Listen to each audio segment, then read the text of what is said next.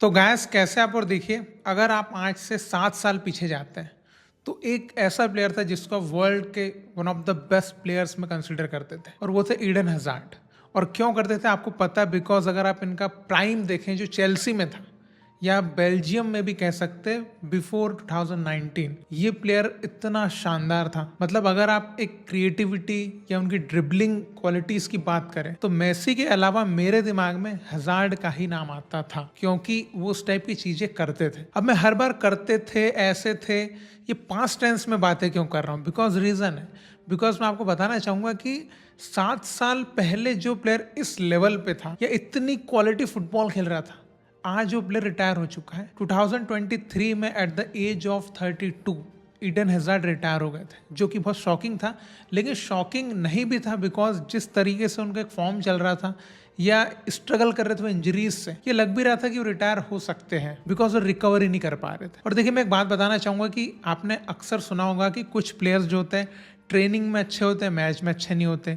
कुछ players training में एकदम बेकार होते हैं लेकिन मैच में वो प्लेयर बहुत ही क्वालिटी वाले होते हैं। तो हज़ार्ड इनमें से एक है जो ट्रेनिंग में उतने अच्छे नहीं थे। इवन जॉन टेरी का इंटरव्यू था, उसमें उन्होंने कहा भी था कि ईडन हज़ार्ड जो है वर्स्ट जो ट्रेनर है। मतलब ट्रेनिंग में आप तो ऐसा समझ लो कि वो है ही नहीं, लेकिन मैच में अगर आप देखते हैं तो आप देखोगे कि वो ट्रैक बैक भी नहीं कर रहे हैं, डिफेंस को उतना सपोर्ट भी नहीं करते। ऐसा लगता है क्यों है, लेकिन जैसे उनके पास बॉल आती थी फाइनल थर्ड एरियाज में, आप देख सकते थे हज़ार्ड से बेटर तो प्रीमियर लीग में मुझे कोई दिखता ही नहीं था उस टाइम पे। और चेल्सी के लिए 2 प्रीमियर लीग ऐसे ही नहीं जीती है। तो हज़ार्ड के लिए मैं एक चीज कह सकता हूँ कि he was bad in training but beast in match, ये सही बैठता उनके ऊपर। और हज़ार्ड एक ऐसे प्लेयर भी थे जो भाई दोनों पैरों से बहुत शानदार ड्रिबल कर सकते थे। और उनका पीक टाइम जो था चेल्सी वाला, उसमें होजे मोरिन्यो ने एक बात बोल दी थी कि hazard is better than Ronaldo.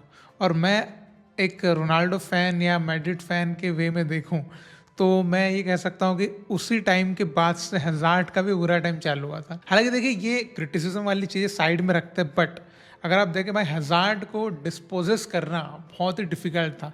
अगर उस बंदे का बॉल है तो या तो वो बहुत ही क्रिएटिव पास उस पर आएगा, या वो बंदा खुद फिनिश करके आएगा, या कुछ प्ले मेकिंग होगी, लेकिन उससे डिस्पोजेस करना ये थोड़ा डिफिकल्ट था। अब देखिए, इतनी तारीफों के पुल मैंने बांधे और इतनी सारी चीज़ें उनके लिए बोली है कि इतने अच्छे प्लेयर थे, इतनी क्वालिटीज़ थी उनके अंदर, इवन मेसी जैसे ड्रिबलिंग क्वालिटीज़। तो फिर आखिर 32 की एज में हज़ार्ड रिटायर क्यों है? क्यों रियल मैड्रिड जैसे क्लब में जाके वो प्लेयर चल ही नहीं पाए? ऐसे क्या रीजंस थे? तो उन्हीं के ऊपर हम डिस्कस करेंगे। देखिए, सबसे पहले तो बहुत ही यंग एज में फ्रेंच लीग क्लब जो लीले है, उन्होंने इनको स्काउट कर लिया था 2005 के टाइम में। देन 2 ईयर्स ये उनकी यूथ एकेडमी में खेले, देन ये प्रमोट हो गए थे सीनियर टीम में। और सीनियर टीम में आते से डेब्यू से ही इतना शानदार परफॉर्म कर रहे थे भाई ये, कि मतलब हद पार कर दी थी। अपने डेब्यू सीजन में इतना अच्छा परफॉर्म किया था कि इनको Arsenal, man United, Inter Milan, Barça, real Madrid, ये सभी क्लब साइन करना चाहते थे। और देखिए, लीग वन में जितना खेले तो ये हर साल इनका परफॉर्मेंस आप रेट इस तरीके से कर सकते हैं। 2008 एंड 2009 में young player of the league one थे। देन 2010 और 2011 ये league one player of the year थे। तो आप इसे देख सकते हैं कि पहले यंग प्लेयर में भी टॉप थे, बेस्ट थे। देन यंग प्लेयर के बाद वो वैसे भी लीग वन के बेस्ट प्लेयर बन गए थे। और क्वालिटीज इनकी वही थी, फ्री किक क्वालिटीज, इनके ड्रिबल्स और इनकी जो प्ले मेकिंग थी, जो क्रिएटिविटी थी फाइनल थर्ड एरियाज में या अपोनेंट हाफ में, वो ही ब्रिलियंट थी, जिसकी वजह से 2012 में चेल्सी ने 32 मिलियन पाउंड्स में उनको साइन किया। और देखिए, हज़ार्ड का एक बहुत अच्छा डिसीजन था कि प्रीमियर लीग में गए, बिकॉज एक टफ लीग थी और यहीं पर टेस्ट हो सकता था कि क्या सच में उनकी क्वालिटीज़ उतनी अच्छी है या फ्रेंच लीग जो है वो बेकार है। और उन्होंने ये बताया कि नहीं, वही अच्छे हैं। बिकॉज चेल्सी साइन करने के बाद आपको पता है कि उनका जो प्राइम टाइम था वो चेल्सी में ही था। हालांकि जोजे मोरिन्यो की एक हमेशा शिकायत रहती थी कि ये डिफेंस को उतना सपोर्ट नहीं करते, ट्रैक बैक सही नहीं करते और बहुत सारी ऐसी चीज़ें दिखती भी थी। बट स्टिल अटैकिंग में जिस तरीके से हज़ार्ड टीम में एक स्ट्रेंथ प्रोवाइड करते थे, आप देख सकते थे कि हज़ार्ड हर सीजन चेल्सी के लिए कितने इंपॉर्टेंट प्लेयर थे। मतलब जब जब उनको ओपोनेंट हाफ में बॉल मिलती थी, यू कैन सी कि एक अनइमेजिनेबल चीज़ों कर जाते थे। He won Premier League, Europa League, जो कि बड़े टूर्नामेंट्स उन्होंने चेल्सी के साथ जीते। और अगर मैं हज़ार्ड का लास्ट सबसे अच्छा सीजन बोलूँ तो 2018 का था, जिसमें इंक्लूडिंग फीफा वर्ल्ड कप भी था बेल्जियम के लिए जो उन्होंने खेला, और 3rd प्लेस लगी थी बेल्जियम की वर्ल्ड कप में। बट 2018 के बाद जब 2019 में रियल मैड्रिड से उनको ऑफर आता है, जो कि उनका चाइल्डहुड ड्रीम भी था कि वो रियल मैड्रिड में खेलना चाहते हैं, बट किसी को ये नहीं पता था कि यहाँ से उनके करियर का जो है डाउनफॉल चालू होने वाला है। नॉट बिकॉज ऑफ उनकी हैबिट्स, क्योंकि देखिए कई लोग बोलते हैं कि ये अपने डाइट पर कंट्रोल नहीं करते थे, ट्रेनिंग को लेके उतना सीरियस नहीं है। तो देखिए ऐसा हज़ार्ड ने खुद कहा कि भाई मैं अपने करियर में इतने पीक लेवल पे खेल रहा हूँ, तो इसका मतलब ये नहीं कि मैं ट्रेनिंग करी ही नहीं। तो देखिए हज़ार्ड का इसके ऊपर यही कहना था कि जैसे वो चेल्सी में थे वो सेम मैड्रिड में भी थे, बट मे बी यहाँ पर वो चीज़ें चली नहीं या हुई नहीं। और इंजरीज भी एक बहुत बड़ा फैक्टर रही है, बिकॉज अगर आप उनकी इंजरी हिस्ट्री पे भी नज़र डालेंगे तो आपको समझ में आएगा कि इट वॉज वर्स्ट।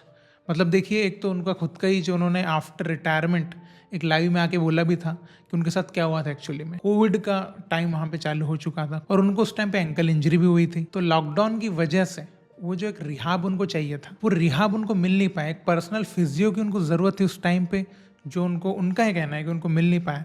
उन्होंने खुद से कुछ एक्सरसाइज वगैरह करी, बट वो एनफ नहीं थी, उनको और ज़्यादा करना चाहिए था, जिसकी वजह से जो प्रॉपर इंजरी रिकवरी जो उनको चाहिए थी वो हो ही नहीं पाई। और उनका जो पूरा सीजन था 2019-20 या 20 वाला भी का, वो उतना अच्छा रहा ही नहीं। तो जो उनसे एक्सपेक्टेशन लगा के रखी थी मैड्रिड ने, हुई नहीं। देन 2021 में भी जब वो थोड़ा सा वापसी पे आए तो वहाँ पर कंपटीशन बढ़ चुका था, बिकॉज विनीसियस उनकी पोजीशन पे आ चुके थे, और वहाँ पर कार्लो एंसेलोटी के साथ भी उनके जो रिलेशनशिप्स थे वो थोड़े थोड़े ख़राब होने लगे थे। तो ऐसा नहीं कह सकते कि हज़ार्ड मैड्रिड में फिट नहीं हो पाए। देखिए फिट तो थे, बट वो खेलने के लिए कभी फिट नहीं हो पाए, क्योंकि देखिए टीम के हिसाब से देखा जाए तो ही वॉज मतलब क्लास प्लेयर, और ऐसा हम कहीं से नहीं बोल सकते कि हज़ार्ड मैड्रिड के लिए फिट नहीं थे, अदरवाइज उनका ट्रांसफ़र ही नहीं होता। बट दिक्कत ये थी कि उनकी जो इंजरीज़ रही और उनकी जो कुछ हैबिट्स, जो उनको खुद का ऐसा लगता है कि जो मैड्रिड में डिमांड थी वो पूरी नहीं कर पा रहे थे। और अगर आप उनकी इंजरीज पे भी नज़र डालते 2019 के बाद से, तो ऑलमोस्ट उन्होंने अपने सारे जो सीजन्स हैं वही मिस कर दिए। और इवन आपने देखा भी होगा 2021 में जब चैंपियंस लीग जीतती है मैड्रिड, भाई फाइनल में अनयूज्ड सब्स्टिट्यूट है हज़ार्ड। अब बोलो मतलब वो प्लेयर जो इतना क्लास, जो 2-3 साल पीछे आप जाते अगर 2021 के हिसाब से, तो भाई वो हम किससे कंपेयर कर रहे थे उसको, और वो बंदा भाई बेंच पे बैठा है। तो ये कितनी तकलीफ भी थी, लेकिन थोड़ा सा बुरा भी लग रहा था कि हज़ार्ड एंड इंजरीज़ की वजह से कहाँ पहुँच गए मतलब। और उनका वेट वगैरह भी काफ़ी, उनके ऊपर भी काफ़ी ट्रोल हुआ है वो। तो इसके ऊपर तो वो खुद ही कहते थे कि भाई मैं तो हूँ फूड लवर हूँ, मैं खाता हूँ और मैं लेकिन खेल भी लेता हूँ, उसमें कोई दिक्कत नहीं है, उनका कहना भी था। और वो चेल्सी में ऐसा ही करते थे, मतलब भाई वो उनके जो वैकेशंस होते थे उसमें भाई वो फुल कहते थे कि मैं अपने वैकेशंस में एंजॉय करता हूँ और वो मैं चेंज भी नहीं कर सकता। तो ऐसे 2023 तक आते आते क्या होता है कि भाई पूरा जो एंसेलोटी के साथ उनका जो रिलेशनशिप था वो पूरी तरीके से टूट चुका था। मतलब कि आपस में वो बात तक नहीं करते थे। इस लेवल पे आप सोचो कि एक मैनेजर एंड प्लेयर बात ही नहीं कर रहे हैं, तो किस लिए है फिर टीम में। तो 2023 में ही उन्होंने अपना कॉन्ट्रैक्ट जो है टर्मिनेट कर दिया था मैड्रिड के साथ, और उसके 3 महीने बाद ही उन्होंने भाई रिटायरमेंट भी ले लिया था। तो शॉकिंग भी था कि मुझे लगा था कि शायद इसके बाद थोड़ा रिकवरी करके किसी क्लब में जा सकते, बिकॉज भाई 32 की एज में रिटायर होना भी हज़ार्ड जैसे प्लेयर के लिए ये थोड़ा शॉकिंग तो था। तो मैड्रिड के लिए उन्होंने 76 मैचेस खेले, 7 गोल मारे और 12 असिस्ट दिए, जो कि अनएक्सपेक्टेड था, बिकॉज उनसे जो एक्सपेक्टेशन थी हर मैड्रिड फैन की वो बहुत ज़्यादा थी।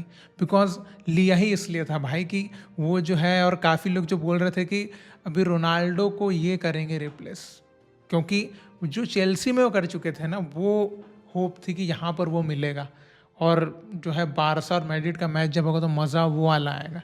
लेकिन वो एक्सपेक्टेशन कभी फुलफिल हुई ही नहीं। तो इसलिए ईडन हज़ार्ड का जब जब नाम आता है, तो अगर वर्ल्ड फुटबॉल में देखें तो उनको एक वर्ल्ड का one of the worst transfer उसमें उनका नाम आता है।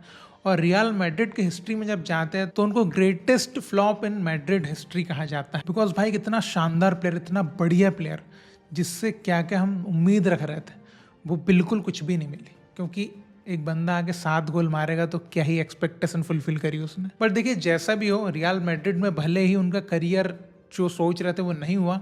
बट जब भी एक one of the finest footballer की बात की जाएगी तो भाई ईडन हैजार्ड का नाम ना आए ये हो नहीं सकता, बिकॉज जो उन्होंने प्रीमियर लीग में किया या फ्रेंच लीग में किया ये कोई भी भूलेगा नहीं। और भले रियल मैड्रिड में आके वो लेजेंडरी वाला वो टैग लेके नहीं गए, बट चेल्सी के लिए ईडन हैजार्ड हमेशा लेजेंड रहेंगे। अगर आप मेरी कोई मेमोरी बोले हैजार्ड के लिए तो मैं एक कोई सिंगल चीज बोल नहीं सकता हैजार्ड के लिए, बिकॉज हैजार्ड ने चेल्सी में जब थे जिस तरीके का फुटबॉल खेला है, मतलब उनके हर मूवमेंट मेरे फेवरेट में आते हैं। तो मैं आपसे जानना चाहूँगा कि हैजार्ड का अगर कोई मेमोरी आप बोलें तो वो कौन सा एक मोमेंट होगा या कौन से गोल्स होंगे जो भी आपको लगता है वो आप जरूर बताइएगा, या कोई सीजन जो आपको लगता है कि हैजार्ड का बेस्ट सीजन था। तो जो भी आप कहना चाहें let me know in the comments, and for more discussions you can subscribe the channel. हम फिर मिलेंगे, बाय बाय।